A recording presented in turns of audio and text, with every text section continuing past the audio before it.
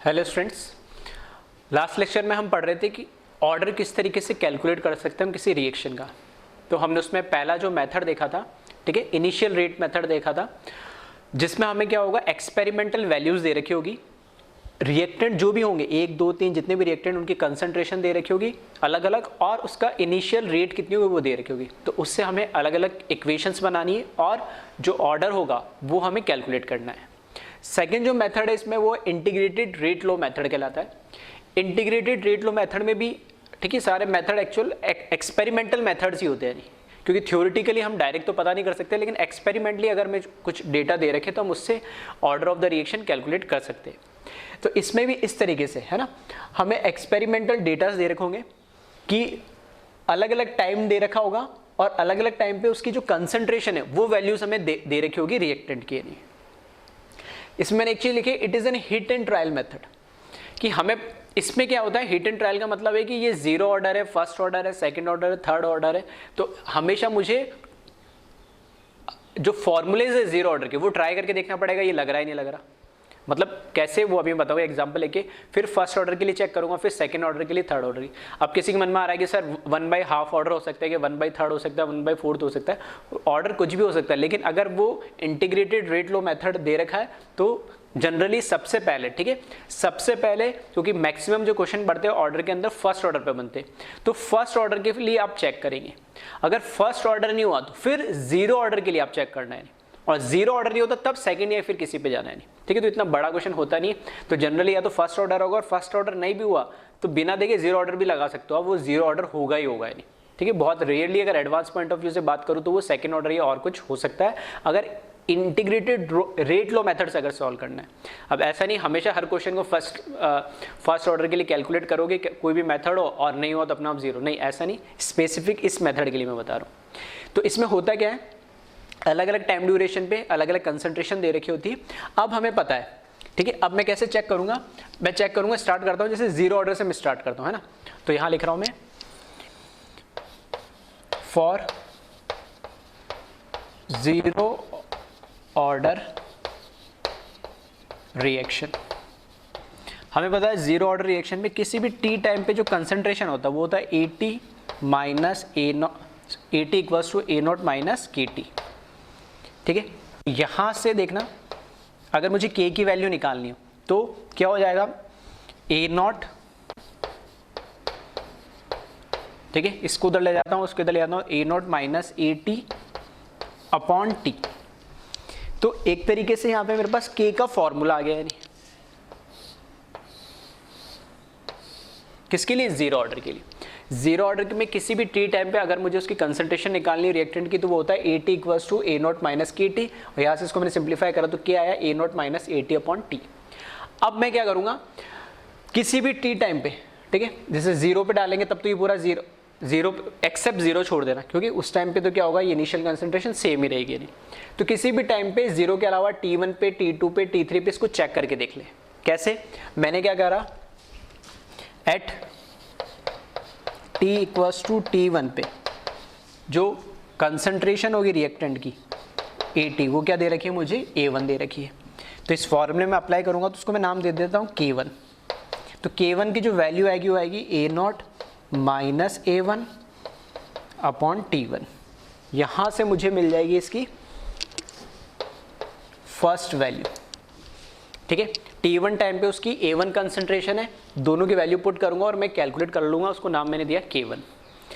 फिर सिमिलरली इसी तरीके से एट, ठीक है, यहां लिख देता हूं, eight T equals to T2 पे, T इक्वल्स टू T2 पे जो AT होगा, T2 पे क्या है, A2 दे रखा है, तो इसके लिए मैं सॉल्व करूंगा तो यहां पर इसको मैंने नाम दे दिया K2। तो A0 minus A2 upon T2, इसको नाम दिया मैंने इक्वेशन नंबर 2। अब एक्चुअल में करा क्या मैंने, K क्या, एक रेट कांस्टेंट है, और यहां पर किसके लिए कैलकुलेट कर रहा हूं मैं, 0 ऑर्डर के लिए। तो जीरो ऑर्डर के लिए मैंने बोला कोई भी एक स्पेसिफिक रिएक्शन के लिए जो रेट कांस्टेंट होता है वो फिक्स होता है नहीं। हाँ, रिएक्शन चेंज हो जाएगी या ऑर्डर चेंज हो जाएगा तो बात अलग है, लेकिन अगर एक ये जो डेटा दे रखा है, अब एक स्पेसिफिक रिएक्शन के लिए दे रखा है, तो उस केस में जो रेट कांस्टेंट है उसके लिए क्या रहेगा, सेम। तो एक बार मैंने रेट कांस्टेंट इससे कैलकुलेट करा K1 की वैल्यू, एक बार A0 तो मुझे दे ही रखा है, ठीक है, A1 और T1 में दे रखा, तो यहाँ से मैं K1 की वैल्यू कैलकुलेट कर लूंगा। तो रेट कांस्टेंट यहाँ से कैलकुलेट करा एक बार रेट कांस्टेंट मैंने दूसरी वैल्यू से कैलकुलेट करा। अगर ये जीरो ऑर्डर रिएक्शन होगी, अगर ये जीरो ऑर्डर रिएक्शन होगी तो दोनों रेट कांस्टेंट क्या है, सेम रिएक्शन के ही तो है, दैट मीन्स वो दोनों क्या होने चाहिए, सेम होने चाहिए। नहीं आ रही बात समझ में? तो इसका मतलब यहां मैं लिख रहा हूं if K1 must be K2, ठीक है, ऐसा आप चाहो कितनों के लिए भी चेक कर सकते हो, लेकिन दो वैल्यू से पता लग जाएगा आपको, है ना। तो K1 equals to K2, then it is zero order reaction. Clear है? तो K1 मतलब रेट कांस्टेंट दोनों केस में क्या आना चाहिए, सेम ही आना चाहिए, क्योंकि सेम रिएक्शन, और अगर आ रहा है तब तो जीरो ऑर्डर रिएक्शन होगी। And if K1 is not equals to K2, then it is not zero order reaction, as simple as that। Clear है? तो बस आपको K की वैल्यू कैलकुलेट करनी है, 2, 3 कितने के लिए भी कर लो, चाहो तो आप K3 भी कर सकते हैं, तो इस तरीके से, और डेटा दे रखो तो K4, जितने भी बार K कैलकुलेट करोगे एक स्पेसिफिक रिएक्शन के लिए वो सेम ही आना चाहिए। तो पहले मैं क्या कर रहा, मैंने 2 K कैलकुलेट कर लो किसी भी 2 वैल्यूज के लिए जो दे रखा है, और अगर दोनों सेम आ रहे हैं तब तो बोलूंगा जीरो ऑर्डर है, और अगर नहीं आ रहा है तो मैं क्या बोलूंगा, ये जीरो ऑर्डर नहीं है। और अगर जीरो ऑर्डर नहीं है तो फिर मैं किसके लिए कैलकुलेट करूंगा, फॉर फर्स्ट ऑर्डर रिएक्शन के लिए, ठीक है, फर्स्ट ऑर्डर रिएक्शन के लिए कैलकुलेट करूंगा। और वहां पे जो K की वैल्यू होती है वो कैसे कैलकुलेट करते हैं, 1/T ln A0 upon AT, ये किसके लिए, जीरो ऑर्डर के लिए। फिर से क्या है, T1 टाइम पे मेरे पास AT की वैल्यू मिल जाएगी A1, वहां से मैं K1 कैलकुलेट करूंगा। इसी तरीके से T2 टाइम पे A2 की वैल्यू मिल जाएगी, वहां से मैं क्या करूंगा, K2 की वैल्यू कैलकुलेट करूंगा। इसी तरीके से K3 भी कर सकता हूँ। तो वापस से K1 K2 K3 जो भी कैलकुलेट करें सब क्या आनी चाहिए, सेम आनी चाहिए। सेम आ रहा है तब तो फर्स्ट ऑर्डर रिएक्शन होगी, अगर नहीं हो रहा है तो फिर मैं चेक करूंगा सेकेंड ऑर्डर के लिए, थर्ड ऑर्डर के लिए, ऑन सो ऑन। लेकिन मैं फिर से बोल रहा हूँ हमारे सिलेबस में क्योंकि जीरो और फर्स्ट ऑर्डर ही है, ठीक है, सबसे इंपॉर्टेंट, तो जीरो और फर्स्ट ऑर्डर में से एक होगा ही होगा। और अभी तो मैंने चलो स्टार्ट जीरो से करा, लेकिन एग्जाम पॉइंट ऑफ व्यू से हमेशा पहले फर्स्ट ऑर्डर के लिए ट्राई करना ये, अगर इंटीग्रेटेड रेट लो मेथड है तो, और अगर नहीं है, ठीक है, तब फिर दूसरे तरीके से हम कैलकुलेट करेंगे। तो यहाँ लिख लेना, then at T equals to T1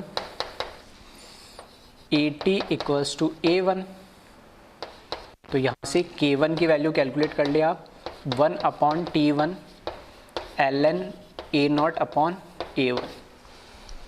फिर से ये इक्वेशन आ जाएगी इसके लिए, first similarly at T equals to T2 AT equals to A2, यहाँ से K2 कैलकुलेट करेंगे तो 1/T2 ln A0 upon A2, तो ये हो गई सेकेंड इक्वेशन। अगर K1 K2 सेम आ रहे, if K1 is must be equals to K2, then it is first order reaction, and if K1 is not equals to K2, then check for another order of reaction। Clear है? तो इस तरीके से हम order calculate करते हैं किसमें, integrated rate लो method में। इसीलिए इसको क्यों बोला गया हिट एंड ट्राई, क्योंकि हमें पता नहीं, हम तो ट्राई कर करके देख रहे हैं। पहले जीरो ऑर्डर के लिए चेक कर ले, उसके फॉर्मूला लगा के देखा, लग रहा है तो जीरो ऑर्डर, नहीं लग रहा है तो मैं फर्स्ट ऑर्डर पे आ गया, फर्स्ट ऑर्डर का लग रहा है तो फर्स्ट ऑर्डर, नहीं लगेगा तो मैं सेकंड ऑर्डर पे चला जाऊंगा, ठीक है, इस तरीके से ऑन सो। दूसरा तरीका क्या है, ये तो चलो मैं मैथमेटिकल प्रूव करके बता रहा हूँ, अगर इस तरीके से आपको डेटा दे रखा है तो हमें अगर इनकी कैरेक्टरिस्टिक पता है जीरो और फर्स्ट ऑर्डर की, तो भी आप बता सकते हो। कैसे? हमने बोला अगर ये इक्वल इंटरवल ऑफ टाइम है, अगर है तो, नहीं दे रखा तो बात अलग है, ठीक है, ध्यान रखना। अगर ऐसा हो सकता है question equal interval of time दे रखा हो तब क्वेश्चन और इजी हो जाएगा, आपको कुछ करना ही नहीं पड़ेगा। अगर ये इक्वल इंटरवल ऑफ टाइम होता तो उस पर जो कंसंट्रेशन है, ठीक है, जीरो ऑर्डर के लिए तो क्या बनाएगी, एपी सीरीज बनाएगी, और फर्स्ट ऑर्डर के लिए क्या बनाएगी, जीपी सीरीज बनाएगी। तो दिखने में आपको लग रहा है वो बड़ा है, लेकिन अगर आपको कैरेक्टरिस्टिक उसकी पता है तो भी डायरेक्ट आप उसको सॉल्व कर सकते हैं, नहीं, ठीक है। तो छोटे छोटे कैरेक्टरिस्टिक, छोटी छोटी बातें जिससे क्वेश्चन बहुत सिंप्लीफाई होते हैं, दिखने में बड़े लगते हैं लेकिन होते बहुत सिंपल है। अब आप कितनी चीज़ें याद रख पाते हो और इम्प्लीमेंट कर पाते हो सही टाइम पे सही जगह, वो आप पे डिपेंड करता है, ठीक है। तो एक बार इसको कॉपी करें, मैं एक न्यूमेरिकल कराता हूँ इस पर।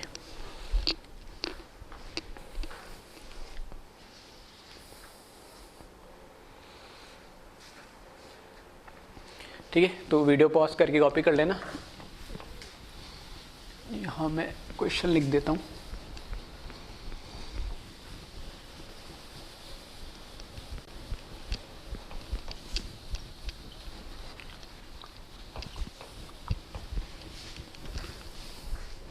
क्वेश्चन लिख लेना। A particular reaction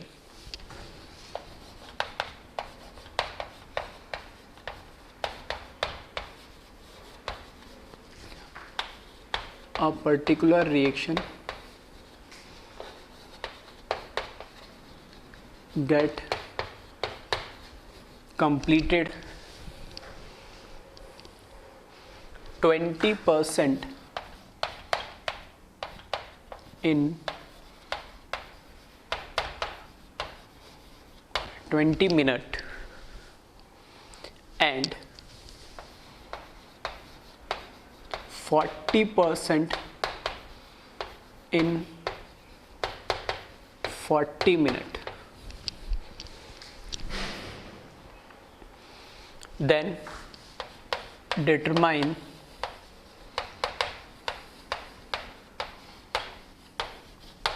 order of reaction,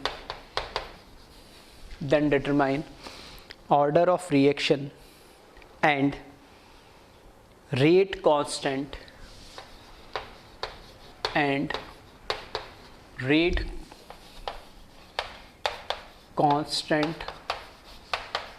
of reaction. ठीक है, रिएक्शन वगैरह कुछ नहीं दे रखा, बस हमें इतना कह दिया है कि कोई एक रिएक्शन है जो 20% कंप्लीट हो रही है 20 मिनट में, फिर 40% कंप्लीट हो रही है 40 मिनट्स में, तब हमें बताना ऑर्डर ऑफ द रिएक्शन क्या है एंड रेट कांस्टेंट क्या है, नहीं, ठीक है। तो ठीक है, जरूर नहीं टेबुलर फॉर्म में, जैसे अभी मैंने टेबल बना के दिया वैसे दे रखी हो, चाहो तो मैं इसको कन्वर्ट कर सकता हूँ, इसमें कोई दिक्कत नहीं है। देखो यहाँ पे दे रखा है मेरे को टाइम और दे रखा है मेरे को कंसंट्रेशन। तो टाइम मेरे को दे दिया 0, मुझे पता नहीं है, मैंने छोड़ दिया। टाइम 20 मिनट और फिर उसके बाद 40 मिनट।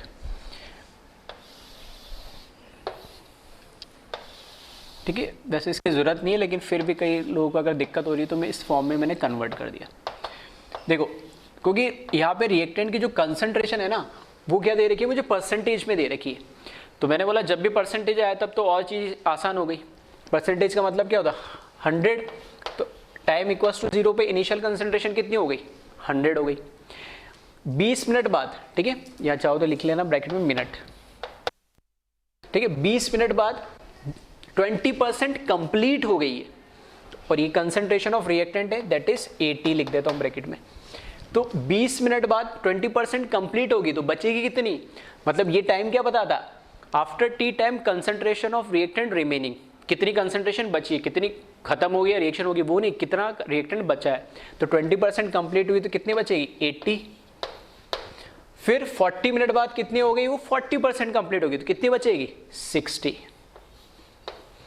तो अगर ध्यान से ऑब्जर्व करोगे तो क्वेश्चन यही खत्म हो गया, नहीं, ठीक है। किसी ने अगर ध्यान से उसको पढ़ लिया होगा तो भी बता दिया होगा, और नहीं तो इसको टेबल को ध्यान से देख रहे होंगे तो भी पता लग गया होगा। 0 से 20, 20 से 40 equal time interval. Equal time interval में फॉर एग्जाम्पल यहाँ पे 100 मोल्स थे या 100 ग्राम थे, तो 20 ग्राम रिएक्ट करा, फिर 20 ग्राम रिएक्ट करा, फिर 20 ग्राम। इक्वल टाइम इंटरवल के अंदर इक्वल अमाउंट ऑफ रिएक्टेंट अगर रिएक्ट कर रहा है तो वो क्या होती है, जीरो ऑर्डर रिएक्शन होती है। तो मैं यही बता रहा था, नहीं ठीक है, या एपीबी बना रहा दिख रहा है, 20-20 का डिफरेंस आ रहा है नहीं, ठीक, कैसे भी आप देख सकते हो। फिर भी चलो इससे हम, क्योंकि इसको मैंने इस फॉर्म में लिखा है तो न्यूमेरिकली इसको सॉल्व करके देख लेते हैं, ये तो मुझे पता ही है, ठीक है। तो इसकी जगह बस मेरे को क्या करना है, जीरो ऑर्डर के लिए मैं पहले ट्राई कर रहा हूँ, तो के की वैल्यू मैंने लिख दी। अब यहाँ पर एट टी इक्वल्स टू, बस इतना मुझे चेंज करना है, तो यहाँ पर एट टी इक्वल्स टू 20 लिखा, 20 मिनट पे इसकी जो कंसनट्रेशन है वो कितनी हो गई, 80 हो गई है, ठीक है। तो यहाँ पर इसको कैलकुलेट कर ले, तो K1 equals to 100 initial minus 80 और टाइम कितना लगा 20, तो 100 माइनस 80 कितना हो गया 20, और 20/20 यहाँ पर K1 की वैल्यू आ गई 1, ठीक है। फिर एट t इक्वल्स टू क्या करो, 40 मिनट पर आ जाओ, ठीक है। तो t इक्वल्स टू 40 मिनट पर आ जाओ, तो t इक्वल्स टू 40 और यहाँ पर कितना बचेगा 60, तो यहाँ पर लिख लो वैल्यूज, ठीक है, मैं डायरेक्ट लिख देता हूँ। K2 की जगह रखोगे 100 माइनस 60 डिवाइडेड बाय 40, तो 100 माइनस 60 40 डिवाइड बाय 40, तो K2 भी कितना आ जाएगा 1 आ जाएगा, नहीं ठीक है।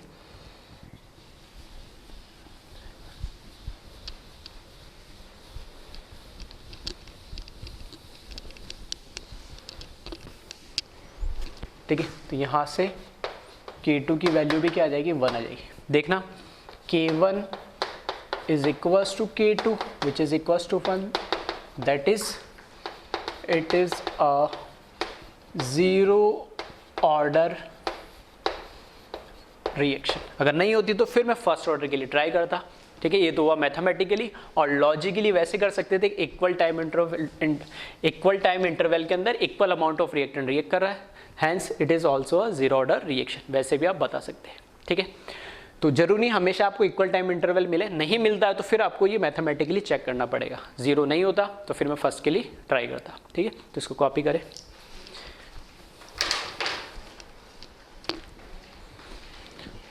नेक्स्ट जो मेथड है ऑर्डर कैलकुलेट करने का, उसका नाम है हाफ लाइफ मेथड, ठीक है। नाम से पता लग रहा है कि हमें हाफ लाइफ दे रखी होगी।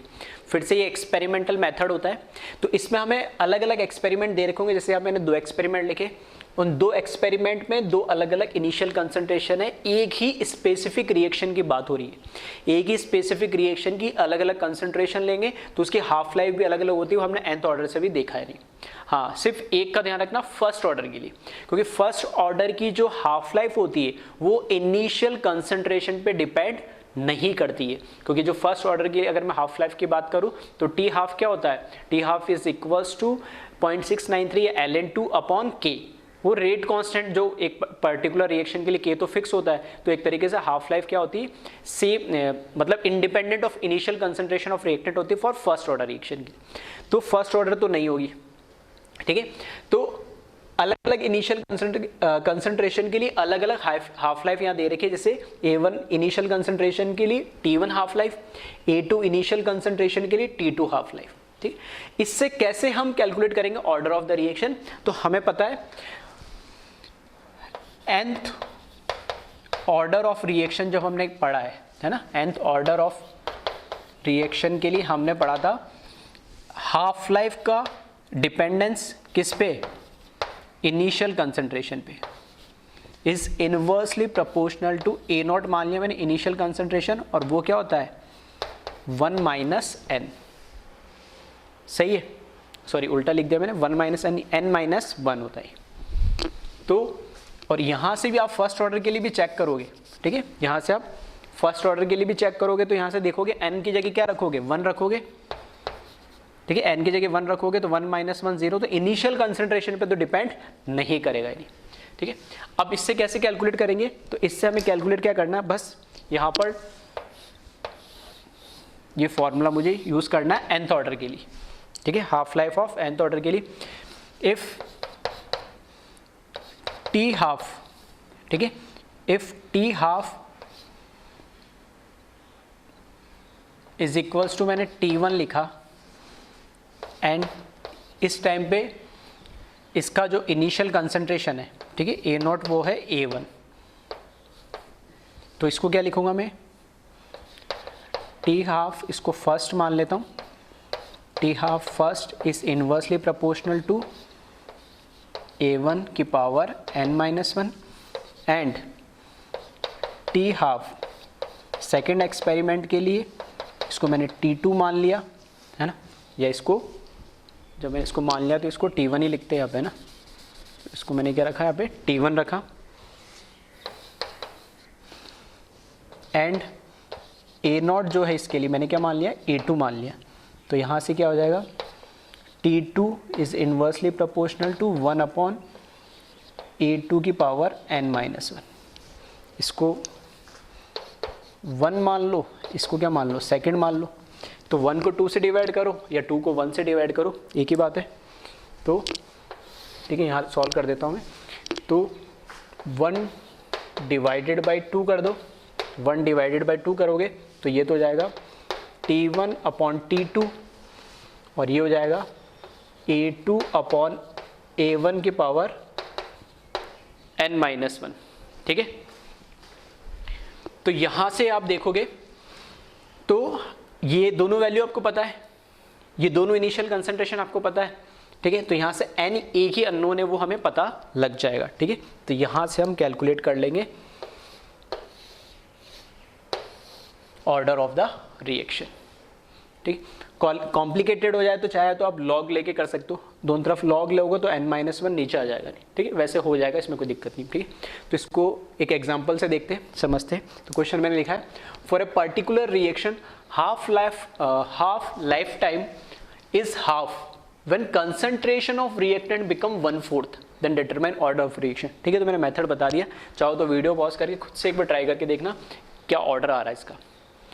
मैंने बोला है कि जो हाफ लाइफ है किसी रिएक्शन की वो खुद हाफ हो जा रही है, कब, जब उसकी जो कंसंट्रेशन है रिएक्टेंट की, इसको मैं क्या कर देता हूँ 1/4 कर देता हूँ, ठीक है, 1/4 कर देता हूँ, तो कंसंट्रेशन क्या हो, हाफ लाइफ खुद क्या हो जाएगी, हाफ। तो देखना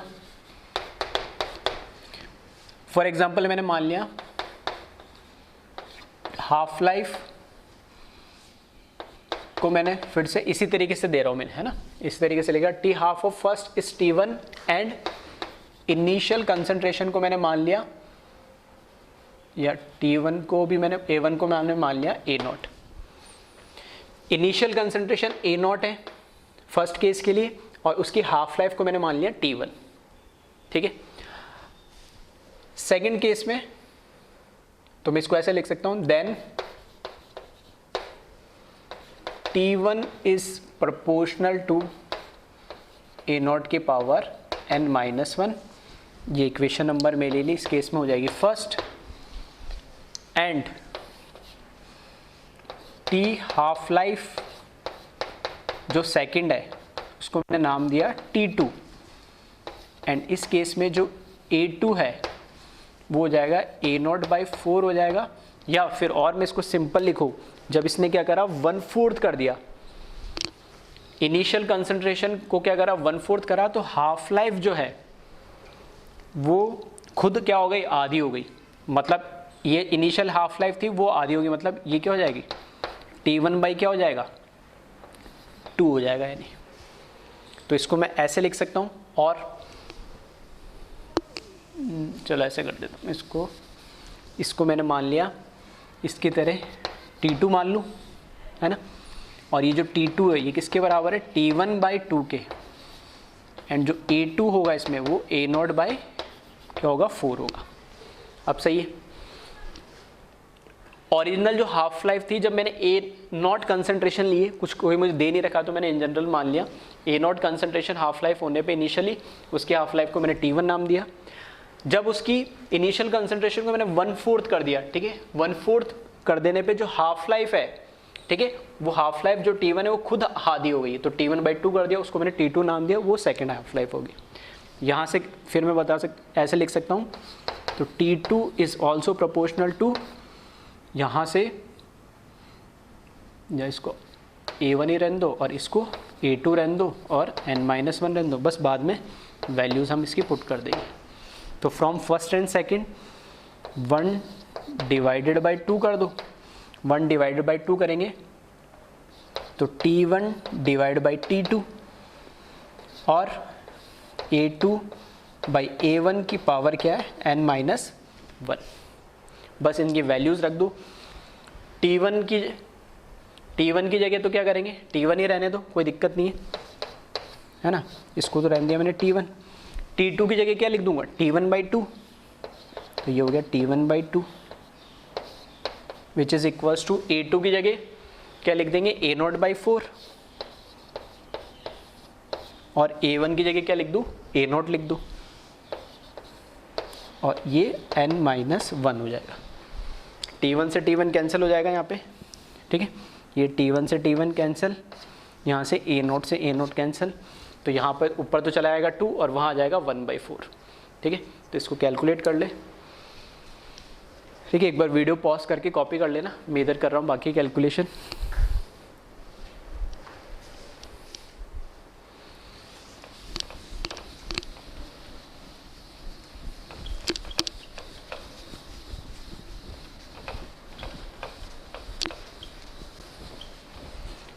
ठीक है, तो वहाँ पर क्या हो जाएगा, ये हो जाएगा 2 और इधर आ जाएगा 1/4 की पावर n-1।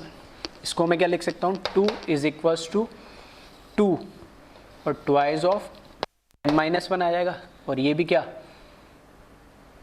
-2 चला है, ऊपर जाएगा तो क्या आ जाएगा, -2 आ जाएगा, ठीक है। तो इसको क्या लिख दूंगा मैं,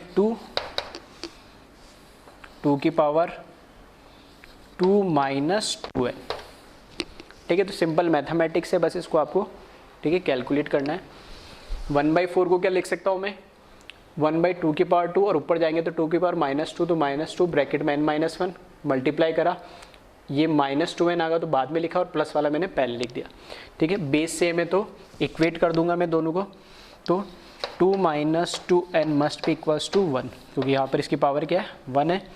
इसको सॉल्व करूँगा तो 2 - 1 इज इक्वल्स टू 2n और 1 इक्वल्स टू 2n, तो यहाँ से n इक्वल्स टू क्या आ जाएगा, 1/2, तो ऑर्डर ऑफ द रिएक्शन क्या आ जाएगा, 1/2। तो ठीक है, बस वो स्टेप मैंने एक एक स्टेप कैलकुलेट करके दिखाया, इसलिए थोड़ा सा बड़ा लग रहा है, वैसे 2 स्टेप में इसको आप डायरेक्टली सॉल्व कर सकते थे, ठीक है। तो 3 मेथड हमने देखे, initial rate method, integrated rate लो मेथड और तीसरा हाफ लाइफ मेथड। तो सभी चीज़ें वैसे हम कहीं ना कहीं पहले पढ़ चुके हैं यार, ठीक है। बस एक बार मैंने फिर से समराइज़ कर दिया। हाफ लाइफ मेथड भी, मतलब इन जनरल हाफ लाइफ का जो फॉर्मूला होता है वो पहले ही बता चुका हूँ, ठीक है। तो बस उसी को यहाँ पर यूज़ करा, 2 हाफ लाइफ दे रखे एक पर्टिकुलर रिएक्शन के लिए, तो डिवाइड करो और सॉल्व कर लो, ठीक है। तो इसको कॉपी कर ले,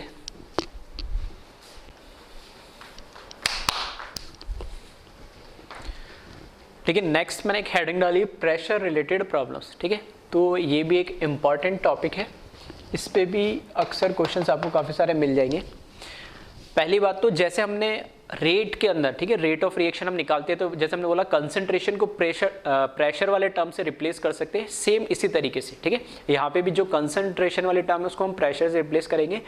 और इसमें भी स्पेसिफिक ध्यान रखना, जो प्रेशर रिलेटेड प्रॉब्लम्स आ रही है वो सिर्फ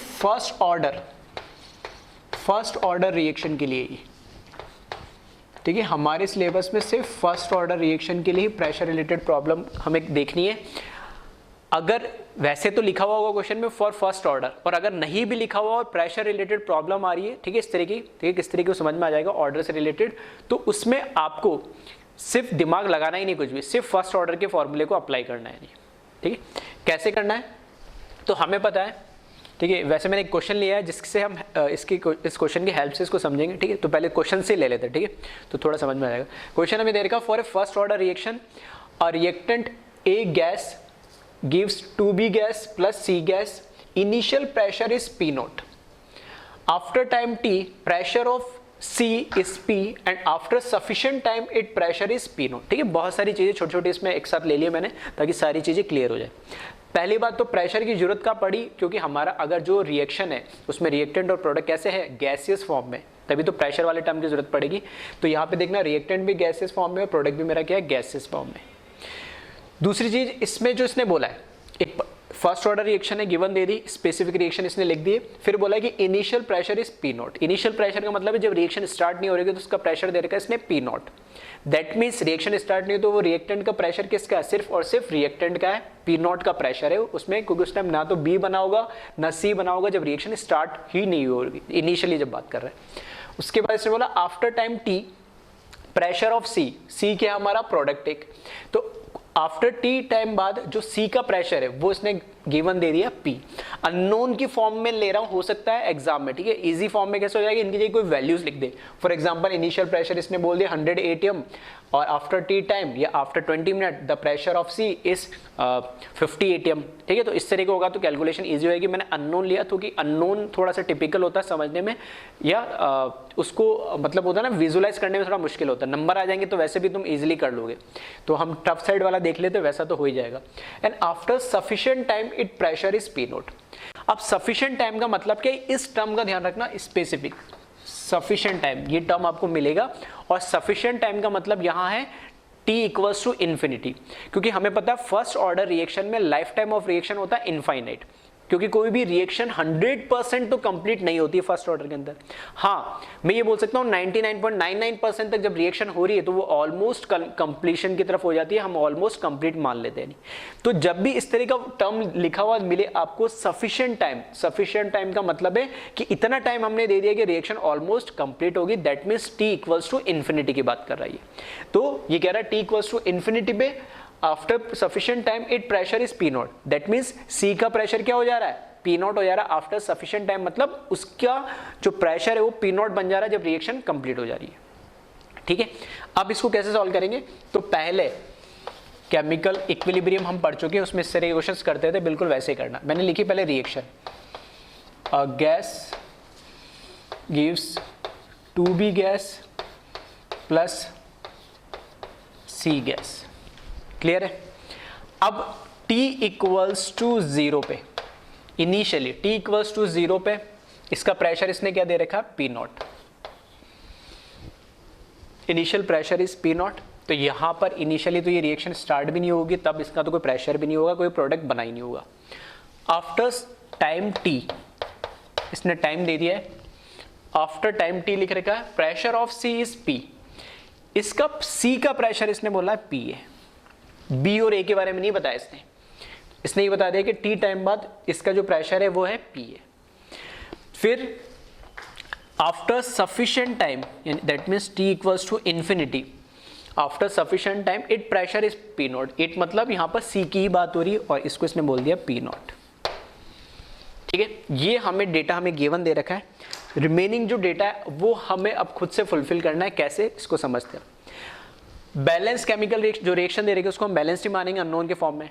तो अगर यहां पर मेरे को मोल्स दे रखे होते तो मोल्स के फॉर्म में लिखता, प्रेशर दे रखा तो प्रेशर के फॉर्म में लिख दूंगा, बस इतना ही डिफरेंस है। तो देखना, मैंने माना यहां पर जो प्रेशर होगा इसका आफ्टर टी टाइम, मैंने मान लिया इसका प्रेशर है वो पी टी है, और वो क्या होगा, पी नॉट। इनिशियल जो प्रेशर होगा उससे कुछ कम ही होगा क्योंकि रिएक्टेंट कम हो रहा है, प्रोडक्ट में बन रहा है। और कितना कम होगा, इसमें से मैंने मान लिया, जैसे हम AT लिखते थे, AT equals to A not minus x, तो मैंने मान लिया वो P प्रेशर कम हो रहा है।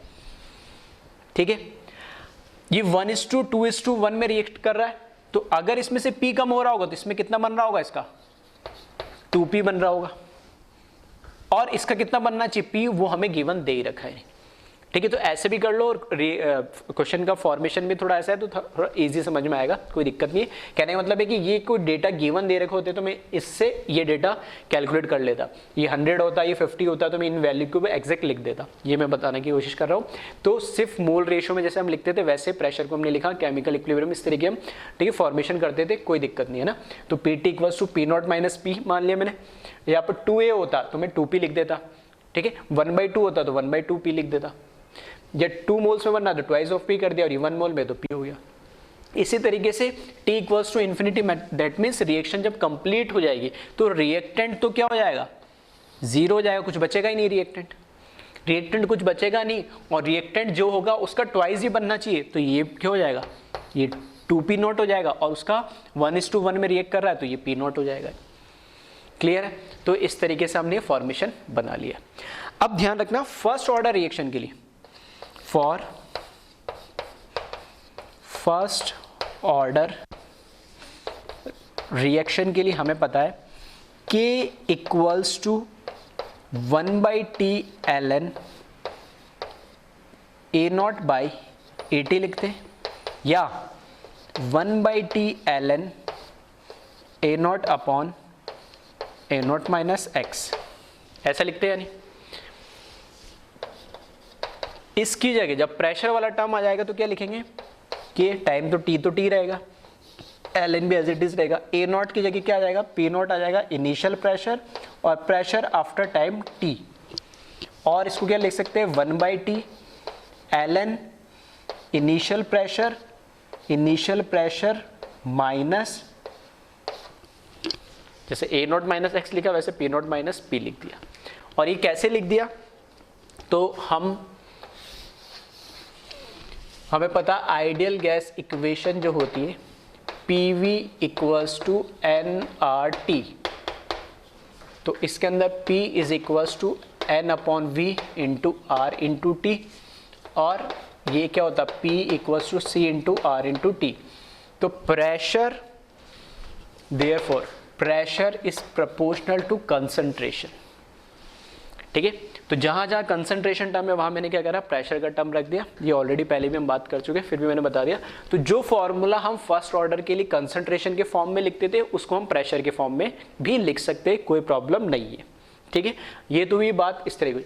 अब ये कोई क्वेश्चन इसमें पूछा कुछ ही नहीं है इसने, ठीक है, ना कोई डेरिवेशन करा कुछ नहीं, मैंने तो ये बस रिएक्शन जो लिख रही है उसका फॉर्मेशन बनाया, K की वैल्यू जो थी उसको मैंने इन जनरल बता दी। क्वेश्चन अब क्या पूछा वो हम लिख रहे हैं, यानी ठीक है। तो इसमें मैं लिख रहा हूँ क्वेश्चन इसमें इस तरीके से, ठीक है, चाहे तो कितने पार्ट बना सकते हैं। क्वेश्चन इसमें ये पूछा है, अब ठीक है गिवन डेटा है, अब उसने बोला है, ठीक है, क्वेश्चन उसने लिख दिया है if initial pressure of reactant is P1, ठीक है, ये इसको ऐसे कर सकते हो, फर्स्ट पार्ट के फॉर्म में लिख लो, इफ इनिशियल प्रेशर ऑफ, ठीक है, if initial pressure of reactant is P1 and total pressure after time T is P2, ठीक है। अब इसने अपनी तरफ से दो नए वेरिएबल इंट्रोड्यूस कर दिए, initial pressure is P1 and total pressure after time T is P2, then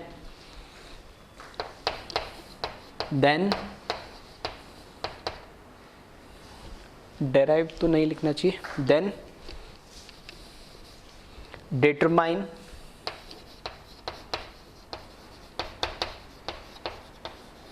value of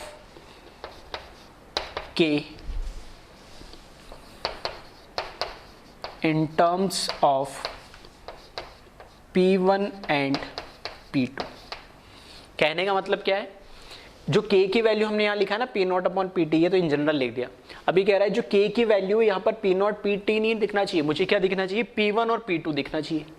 और P1 और P2 क्यों दिखना चाहिए, कि अब इसमें मैंने ये तो मैंने इन जनरल लिखा है इस इक्वेशन के लिए, अब मैंने इसमें चेंज कर दिया।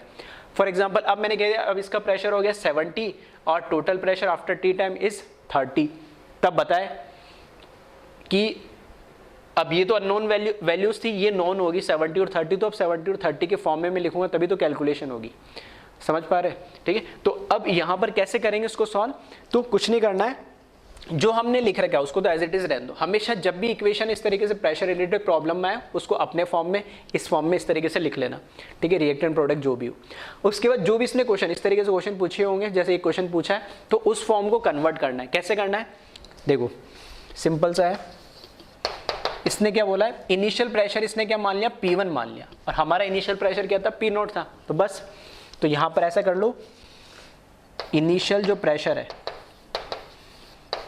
इनिशियल प्रेशर दैट इज, अब ये एक तरीके से हमारे पास नोन क्या है, नोन क्या है, P1 है, इनिशियल प्रेशर जो P0 था उसको मैंने मान लिया P1। तो इस फॉर्मूले में P0 की जगह बस मैं क्या लिख दूंगा, P1 लिख दूंगा, बस इतना ही मुझे करना है। नहीं, और इसने बोला total pressure after t time is P2। अब total pressure after t time मतलब टी टाइम के बाद प्रेशर क्या होगा, टोटल। तो ये रिएक्शन जो हो रही है कंटेनर के अंदर ही तो हो रही होगी, और कंटेनर के अंदर हो रही होगी तो उस टाइम ए के भी कुछ मोल्स हो रहे होंगे, बी के भी कुछ मोल्स बन चुके होंगे और सी के भी कुछ मोल्स बन चुके होंगे। तो उसके रेस्पेक्टिव उसका कुछ प्रेशर होगा, ए का भी, बी का भी कुछ प्रेशर होगा, सी का भी प्रेशर होगा। तो total pressure after time T से मतलब है कि ये सारा Pt plus 2P plus P तीनों का प्रेशर मिला के जो टोटल प्रेशर है वो कहलाएगा टोटल प्रेशर। मतलब सारे रिएक्टेंट और प्रोडक्ट का जो प्रेशर है मिला के वो कहलाएगा प्रेशर आफ्टर टाइम टी। तो यहां पे लिख रहे हैं ना, total pressure after time T, that is क्या क्या है वो, Pt है प्लस 2P है प्लस यहाँ पर P है, और ये किसके बराबर दे रखा है इसने, P2 के बराबर दे रखा है, मतलब ये नोन वैल्यू। तो ये जो अननोन वैल्यू है इसको नोन में कन्वर्ट करना है। तो कैसे करेंगे हम, Pt की जगह क्या लिख सकते हैं हम, P0 प्लस P, तो यहाँ लिखा मैंने, sorry P0 minus P plus 2P, ये 2 और 1 कितना हो जाएगा, 3 आ जाएगा। चलो मैं लिख देता हूँ इसको ऐसे, ये हो जाएगा P2। तो एक P0 से तो सॉरी एक ये P से तो ये P कैंसिल हो जाएगा, तो ये क्या बचेगा, P0 प्लस 2P। तो ये हो गया P0 plus 2P which is equals to P2। अब देखो जहां जहां पे P0 है वहां मुझे क्या लिखना पड़ेगा, P1। अब मुझे चाहिए एक तो वैल्यू Pt की, ठीक है। अगर Pt की वैल्यू डायरेक्ट नहीं निकालना चाहते तो आप क्या करो, P की वैल्यू निकाल लो। चाहता तो मैं यहां से लिख सकता था Pt की वैल्यू है, नहीं तो वो क्या होता है, P2 प्लस 3P हो जाता है, लेकिन P की वैल्यू फिर भी मुझे फाइंड आउट करनी थी, तो मैंने इसको चलो ऐसे लिख दिया। अब यहां से मेरे को वैल्यू पता करनी है किसकी, P की। तो P की वैल्यू क्या होगी, P0 की वैल्यू मैं क्या लिख सकता हूं, P1 लिख सकता हूं। तो यहां से मैंने लिखा P0 की जगह P1 प्लस ये हो गया 2P which equals to P2। तो P1 भी मुझे गिवन दे रखा है, P2 भी क्वेश्चन में गिवन दे रखा है, मतलब ये नोन वैल्यूज है। P मुझे नहीं पता तो इसको P को कैसे लिख सकता हूं मैं, P is equals to P2 minus P1 divided by 2। तो ये जो दो वैल्यूज है जो हमें पता नहीं थी, P0 को तो P1 डायरेक्ट दे दी वैल्यू, तो ये हो गई नोन, और एक जो P की वैल्यू मुझे नहीं पता थी, ठीक है, वो भी मुझे क्या हो गई, पता लग गई। क्लियर है। अब मैं लिख सकता हूं डायरेक्ट P0 की जगह लिखूंगा P1, P0 की जगह लिखूंगा P1, और P की जगह क्या लिखूंगा, P2 minus P1 upon 2। Ultimately ये क्या है, अगर ये 70-30 अगर मैंने जैसे अज्यूम करी वैल्यू, तो इनको यहाँ पे रखूंगा तो कैलकुलेट कर लूंगा वैल्यू, और जो भी टी टाइम दे रखा होगा 10 मिनट 15 मिनट 1 घंटा 2 घंटा वो डाल के कैलकुलेट कर लूंगा, ठीक है। तो इस तरीके से अलग अलग क्वेश्चंस दे रखे होंगे, अलग अलग टाइम पे अलग अलग प्रेशर या कुछ भी दे रखा होगा, तो हम इस तरीके से इसको कैलकुलेट करना। हाँ, एक इंपॉर्टेंट चीज जो है सफिशिएंट टाइम का मतलब क्या था वो मैं थोड़ा इससे बताना चाह रहा था। सफिशिएंट टाइम का मतलब है t इक्वल्स टू इन्फिनिटी, ठीक है। तो इसको एक बार आप कॉपी कर ले वीडियो पॉज करके, और मैं यहाँ, ठीक है, इसको रब करके लेफ्ट हैंड साइड में यहाँ लिख देता हूँ।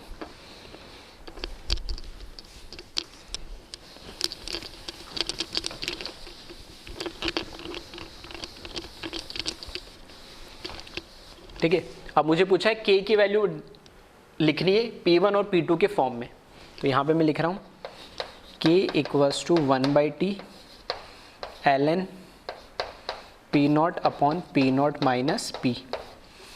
तो यहाँ पर हो जाएगा k is equals to 1/t ln P0 की जगह क्या लिखूँगा, P1 अपॉन, फिर P0 की जगह क्या लिखेंगे, P1 माइनस, फिर P की जगह क्या लिखेंगे, ब्रैकेट में लिख रहा हूँ P2 माइनस P1 अपॉन 2, ठीक है। तो इसको चाहो तो सिंप्लीफाई एलसीएम करके लिख लेना, तो ये हो जाएगा 2P1 और 2 का चला जाएगा ऊपर चला जाएगा, ठीक है। तो मैं लिख देता हूँ इसको 1/t ln, ये हो जाएगा 2p1, ठीक है, और यहाँ पर 2p1 में से एक, ये नेगेटिव नेगेटिव क्या हो जाएगा प्लस, तो 1 हो जाएगा, तो p1 माइनस p2 मिल जाएगा ultimately, p1 minus p2 simplify करोगे, ठीक है, तो ये इसका आंसर हो जाएगा। एक बार इसको फिर भी क्रॉस वेरीफाई कर लेना, चेक कर लेना।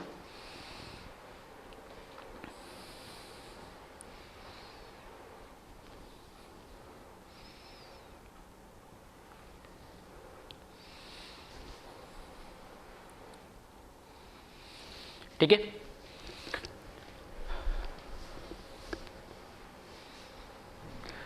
तो इस तरीके के क्वेश्चंस आपको देखने को मिल जाएंगे जिसमें आपको अलग अलग, ठीक है, हो सकता है किसी क्वेश्चन में, अब ये जैसे मैंने लिखा ना इनिशियल, चलो कुछ दे दिया total pressure after time T, उसी तरीके से ये मान लो कि वो बोल दे कि after time T, let assume after time T the partial pressure of B is 50 atm, या उसकी जगह वो लिख दे P3 लिख दे, तो ये पूरी 2P की वैल्यू किसके 50 के बराबर हो जाएगी। तो ये केमिकल इक्विलिब्रियम में ऐसे क्वेश्चन करोगे तो बस यहाँ डिफरेंस इतना है कि यहाँ पे रेट कांस्टेंट जो वैल्यू पूछेगा तो इनकी वैल्यू आइडेंटिफाई करके उस वैल्यू फॉर्मूले में रखनी है बस, यानी ठीक है। तो एक बार इसको ध्यान से फिर से देख ले और कॉपी कर ले।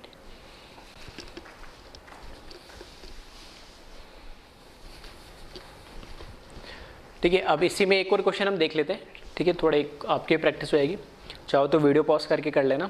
इसमें सेकंड पार्ट दे दिया अगर, ठीक है, अब नई कंडीशन बदलती जाए, तो ये ऐसा हो सकता है, वो पहला क्वेश्चन था, ये दूसरा क्वेश्चन है, तो मैं एक ही क्वेश्चन में कंडीशन बना के अलग अलग क्वेश्चंस बना रहा हूँ, ठीक है। तो इसमें सेकंड क्वेश्चन में बनाया, if initial pressure is P1 and partial pressure of B is P2 after time T, then determine value of K in terms of P1 and P2, ठीक है। तो एक अलग क्वेश्चन बन गया ये।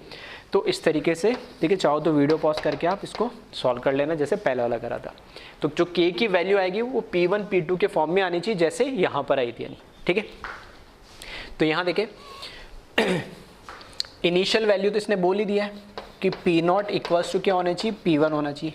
तो फॉर्मूले में हमें जो चाहिए होता है, ठीक है, P0, वो तो मुझे मिल ही गया।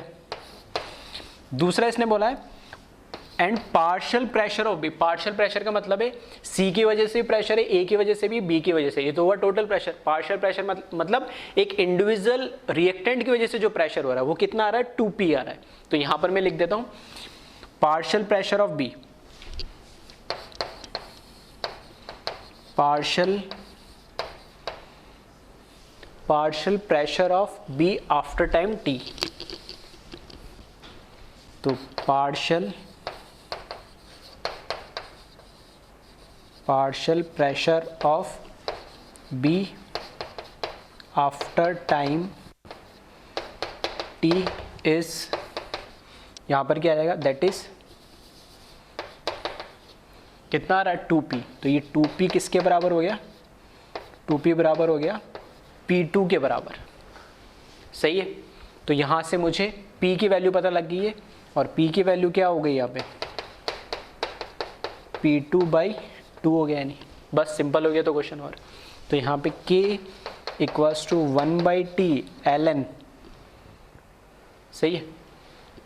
तो मुझे, हाँ ठीक है ना, तो ln equals to P0 upon P0 minus, ये फॉर्म रखें P, तो P0 की जगह क्या रख देंगे, 1/T ln, P0 की जगह तो रखा मैंने P1, P0 की जगह वापस रखा P1 माइनस P की जगह क्या रखेंगे, P2/2, ये हो जाएगा P2/2। इसको सॉल्व कर ले, एलसीएम लेंगे तो 2P1 माइनस P2 ऊपर चलाएगा 2P1।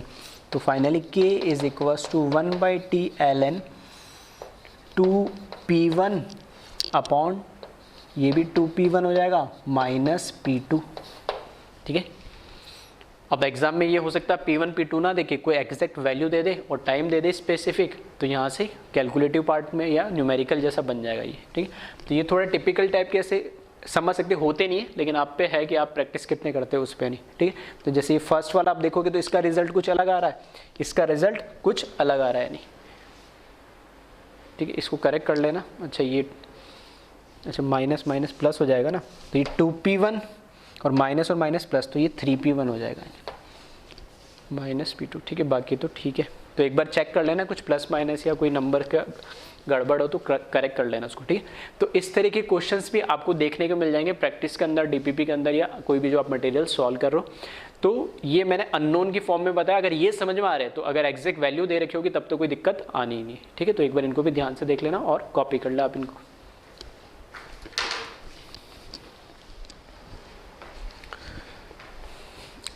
नेक्स्ट टॉपिक मैंने लिखा है एसिड बेस टाइट्रेशन मेथड, ठीक है। एक्चुअल में इस टाइप के क्वेश्चन पहले बहुत किया करते थे, ठीक है, अब आते नहीं है, फिर भी ठीक है हम एक बार पढ़ा देते, फॉर्मूला वगैरह आप ध्यान रखना है ना। तो डेरिवेशन वगैरह नहीं बताया मैंने, ठीक है, डायरेक्ट बता रहा हूँ। देखो नॉर्मली हमें पता है एसिड बेस टाइट्रेशन क्या होता है, रेडॉक्स में पढ़ते हैं, ठीक है। एक एसिड है, ठीक है, फॉर एग्जाम्पल हमने किस में ब्यूरेट के अंदर या तो बेस ले लिया या एसिड ले लिया, और फिर दूसरा पिपेट से हमने एक बीकर के अंदर, ठीक है, उसका करस्पॉन्डिंग अगर ब्यूरेट में बेस है तो यहाँ एसिड ले लेंगे, और एसिड लिया तो बेस ले लेंगे, ठीक है। और फिर धीरे धीरे हम क्या करते हैं, उसके नोब को खोलते हैं, ड्रॉप वाइज उसमें मिक्स करते हैं, नहीं तब तक करते हैं जब तक कि वो उसका इक्विवेलेंट पॉइंट नहीं आ जाता, ठीक है। तो बेसिक टाइट्रेशन हमें पता है नहीं। अब वो जो रिएक्शन हो रही, अगर उसको हमें कैलकुलेट करना है, उसकी रेट कैलकुलेट करनी है, ठीक है। तो फर्स्ट ऑर्डर रिएक्शन के लिए, ठीक है, अब भी जैसे हमने प्रेशर वाला जो लास्ट टॉपिक पढ़ा था, सेम सिर्फ फर्स्ट ऑर्डर रिएक्शन के लिए एप्लीकेबल होता है ये, ठीक है, वो रिएक्शन जिसमें फर्स्ट ऑर्डर को फॉलो करता है।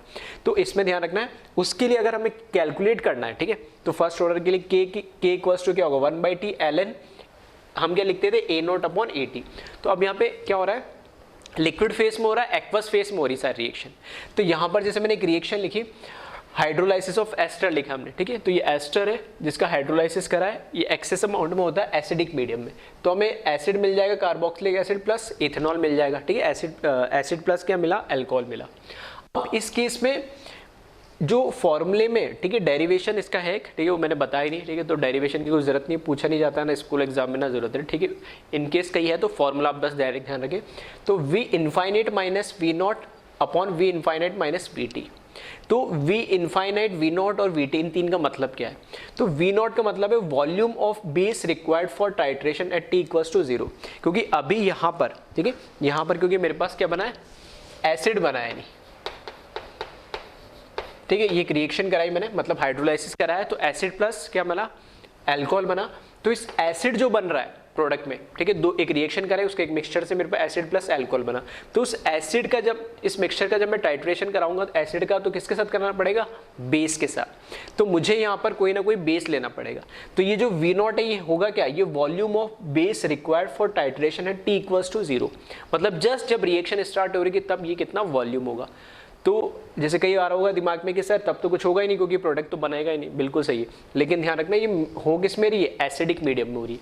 तो जब ये प्रोडक्ट बना नहीं होगा उससे पहले अगर मैं टाइट्रेट कराऊं तो ये जो एसिडिक मीडियम की वजह से जो H+ आयन मिल रहा है वो भी तो टाइट्रेट होगा ना, क्योंकि वो तो है, एसिड का मतलब क्या, जो H+ आयन दे नॉर्मली। तो ये क्या करेगा, V इक्वल्स टू 0, एसिड जो नहीं बना उससे पहले जो हमारे पास एसिडिक मीडियम के लिए जो हमने कैटलिस्ट यूज करा है उसको टाइट्रेट कर देगा। तो वो V0 या V इनिशियल में बोल सकता हूँ। फिर VT क्या है, वो किसी भी टाइम पे volume of base required for titration at T equals to 2, किसी भी T टाइम पे जो वॉल्यूम कंज्यूम हो रहा है हमारा, जो भी बेस यूज कर रहे हैं हम टाइट्रेशन के लिए, वो अमाउंट बता देगा। और V इनफाइनाइट का मतलब मैंने पहले बताया था, इनफाइनाइट का मतलब रिएक्शन कंप्लीट हो जाती है फर्स्ट ऑर्डर के केस में, है ना।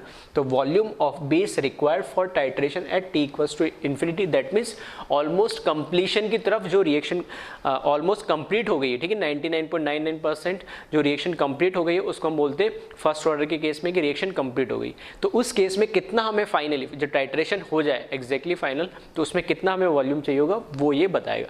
तो ये वॉल्यूम किसका, बेस का, क्योंकि हम टाइट्रेट किसको कर रहे हैं, एसिड को, इसलिए हमने नाम क्या दिया, एसिड बेस टाइट्रेशन मेथड। तो इसमें हो सकता है आपसे V इन्फिनिटी, V0, VT दे रखा हो, ठीक है, तो T पूछ ले, K पूछ ले, K पूछ ले तो R भी निकाल लेंगे, ठीक है, R इक्वल्स टू K हो जाएगा, ठीक है। इस तरीके से क्वेश्चन पूछा जा सकता है, ठीक है। तो इतना अब इंपॉर्टेंट नहीं है, लेकिन हाँ फॉर्मूला एटलीस्ट हम ध्यान रखें, याद रखें, है ना, specially advance point of view से, है ना। मेंस और नीट में वैसे इतना जनरली इस टॉपिक में, ठीक है, प्रेशर वाला जो टॉपिक था वो इंपॉर्टेंट था, उसके बाद ये, ठीक है। अभी मैं 1-2 फॉर्मूला इससे रिलेटेड 2-3 फॉर्मूले बताऊंगा, उनको सिर्फ फॉर्मूले आप हो सके तो डायरेक्ट ध्यान रखें, ठीक है। तो इसको आप कॉपी कर लें।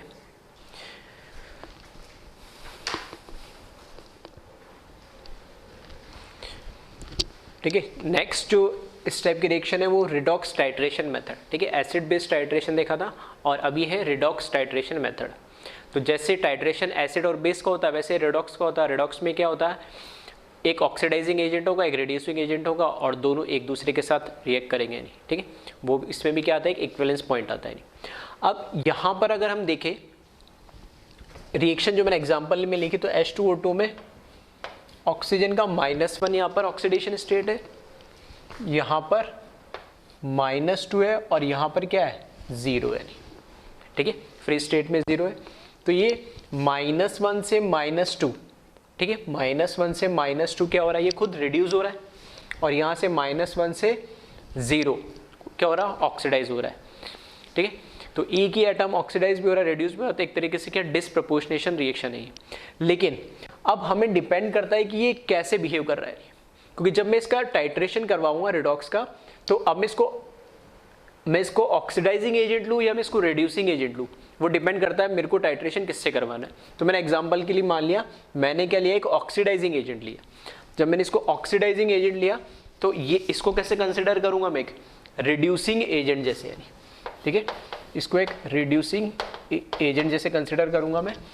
तो रिड्यूसिंग एजेंट जैसे कंसिडर करूंगा तो रिड्यूसिंग एजेंट दूसरे को रिड्यूस करता है, खुद क्या होता है ऑक्सीडाइज। तो ये -1 से क्या होगा 0, ये खुद क्या हो रहा है यहाँ पर, ये ऑक्सीडाइज होगा ये।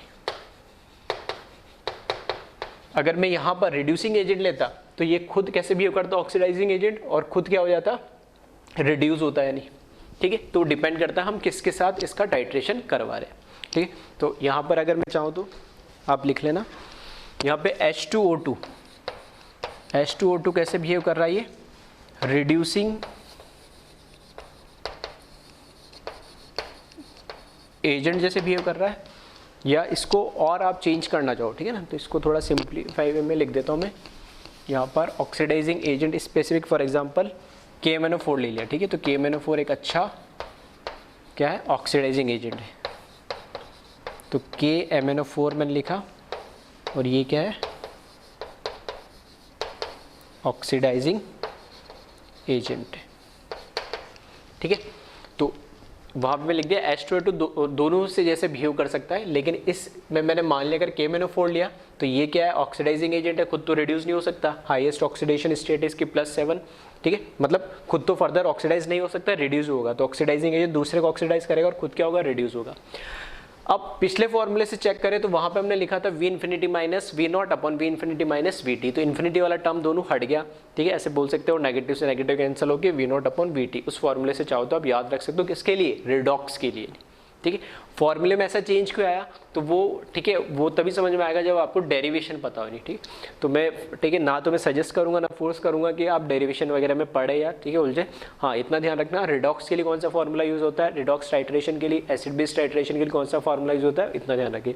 अब यहाँ पे VO क्या है, V0 क्या है, तो volume of KMnO4 required for titration at T = 0, ठीक है, इनिशियली कितना चाहिए वो, और VT क्या, volume of KMnO4 required for titration at any time T = T, ठीक है। सिर्फ हमें दो वॉल्यूम के टर्म्स पता होने चाहिए, इतना अगर मुझे पता है, ठीक है, इतना अगर मुझे पता है तो बस उसके साथ मैं क्या कर सकता हूँ, जो भी फर्स्ट ऑर्डर रिएक्शन के लिए, ठीक है, फिर से फर्स्ट ऑर्डर रिएक्शन के लिए एप्लीकेबल है और यहाँ से T या K जो मुझसे पूछा गया वो कैलकुलेट कर लूँगा, ठीक है। तो इसको एक बार आप कॉपी कर लें।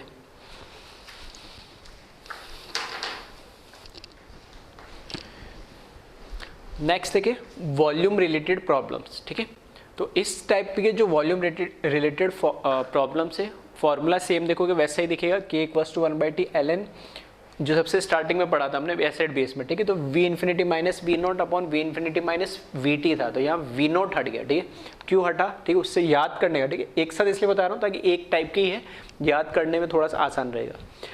तो इस पहली बात तो ये कब लगाओगे फॉर्मूला, तो this formula is applicable for those reaction in which at least one gases product is formed. कम से कम एक गैसेस प्रोडक्ट बनना चाहिए, एक से ज्यादा भी बन सकता है लेकिन कम से कम एक गैसेस प्रोडक्ट होना चाहिए। दूसरा, no gases reactant must be there in such type of reaction. इसका मतलब है कि रिएक्टेंट साइड में कोई गैसेस नहीं होना चाहिए, कोई गैसेस रिएक्टेंट नहीं होना चाहिए। हाँ, प्रोडक्ट में कम से कम एक होना चाहिए, मतलब रिएक्टेंट साइड में सॉलिड चल जाएगा, लिक्विड चल जाएगा, एक्वस फॉर्म चल जाएगा, ठीक है, गैस नहीं चलेगा। और प्रोडक्ट साइड में कम से कम एक गैसेस प्रोडक्ट होना चाहिए, एक से ज़्यादा भी हो सकता है, हाँ उसके अलावा बाय प्रोडक्ट जो भी बन रहे हैं वो सॉलिड भी हो सकता है, लिक्विड भी हो सकता है, लेकिन कम से कम एक गैसेस प्रोडक्ट बनना चाहिए। दैट मीन्स सिंपल सा ऐसे ध्यान रखो, लिक्विड साइड में कोई गैस नहीं होना चाहिए, सॉलिड साइड में रिएक्टेंट साइड में कोई गैस नहीं होना चाहिए, और प्रोडक्ट साइड में कम से कम एक गैसेस प्रोडक्ट होना चाहिए, ठीक है, उनके लिए एप्लीकेबल है। तो यहाँ पे लिखा है वीटी क्या, volume of gas produce at T equals to T, क्योंकि जो गैस प्रोड्यूस हो रही है प्रोडक्ट साइड में हम उससे कैलकुलेट कर रहे हैं डेरिवेशन में। तो हम मुझे बताओ जब रिएक्शन स्टार्ट हो रही होगी तो वी नॉट की तो कोई वैल्यू नहीं होगी, क्योंकि जब रिएक्शन स्टार्ट ही नहीं हुई तो प्रोडक्ट कुछ बनेगा ही नहीं, और प्रोडक्ट कुछ बनेगा ही नहीं तो उसका वॉल्यूम क्या, वी नॉट क्या हो जाएगा अपना आप जीरो, इसलिए वी नॉट वाला टर्म इसमें गायब है। हाँ कुछ टाइम बाद रिएक्शन को टाइम लगेगा, जब तक रिएक्शन होगी नहीं तब तक मुझे कुछ प्रोडक्ट मिलेगा नहीं, और प्रोडक्ट मिलेगा नहीं, गैस नहीं बनेगी, तो वॉल्यूम कैसे पता लगेगा, इसलिए वी नॉट वाली वैल्यू इसमें जीरो है क्योंकि इनिशियली प्रोडक्ट बना नहीं है। इसलिए V T volume of gas produce at T equals to T, और V infinity volume of gas produce at T equals to T infinity. That means almost हम मान के चल रहे कि रिएक्शन खत्म होने के बाद कितना गैस प्रोड्यूस हो गई है। और इसके एग्जाम्पल्स अगर आप देखो तो फॉर एग्जांपल जैसे N2O5 ये एक्वस फॉर्म में रिएक्ट कर रहा है, 2 मोल्स बैलेंस करके लिखा है, तो 4NO2 aqueous plus O2 gas. तो यहाँ पर आप देखोगे तो प्रोडक्ट में गैस बन रही है, तो हमने बोला प्रोडक्ट साइड में एक गैस होना, कम से कम एक गैस होना जरूरी है, तो है रिएक्टेंट साइड में कोई गैस नहीं होना चाहिए, तो हमारी कंडीशन फुलफिल कर रही है, ठीक है। अमोनियम नाइट्रेट इसमें देख सकते हैं ये सॉलिड फॉर्म में, मतलब रिएक्टेंट साइड में लिक्विड हो सॉलिड हो एक्वस हो कोई फर्क नहीं पड़ता, ठीक है, वो डिकम्पोज होके 2H2O liquid plus N2 gas, तो ये भी एक क्या हो गई, गैस हो गई है। प्रोडक्ट साइड में कम से कम एक गैस आनी चाहिए जो कि बन रही है। ये रिएक्शन अभी हमने देखी थी रिडॉक्स टाइट्रेशन में, 2H2O2 एक्वस जो 2H2O aqueous plus O2 gas, तो इसमें भी प्रोडक्ट साइड। तो ऐसा नहीं है कि ये रिएक्शन है उसमें इसी तरह का एक ही फॉर्मूला यूज होना है। हाँ अगर ये रिएक्शन में अगर वो दे रहा है कि टाइट्रेशन कर रहे हैं हम किसी से ऑक्सीडाइजिंग या रिड्यूसिंग एजेंट से, तब हम रिडॉक्स वाला फॉर्मूला यूज करेंगे। और कुछ नहीं दे रखा है, सिर्फ ये रिएक्शन दे रखी है और इसके केस में उसने रेट कांस्टेंट या कुछ भी पूछा है, तो हम प्रोडक्ट में जो गैस बन रही है, जो O2 गैस बन रही है, उसका मुझे कुछ ना कुछ वॉल्यूम वो दे रखा होगा, उससे हम क्या करेंगे कैलकुलेट कर लेंगे यानी, ठीक है। तो ये थोड़ा सा डिफरेंस कौन सा फॉर्मूला कब अप्लाई होगा वही मैं हिंट बता रहा हूँ, तो ये आपको क्लियर होना चाहिए, ध्यान होना चाहिए, ठीक है। तो इसको भी आप कॉपी करें।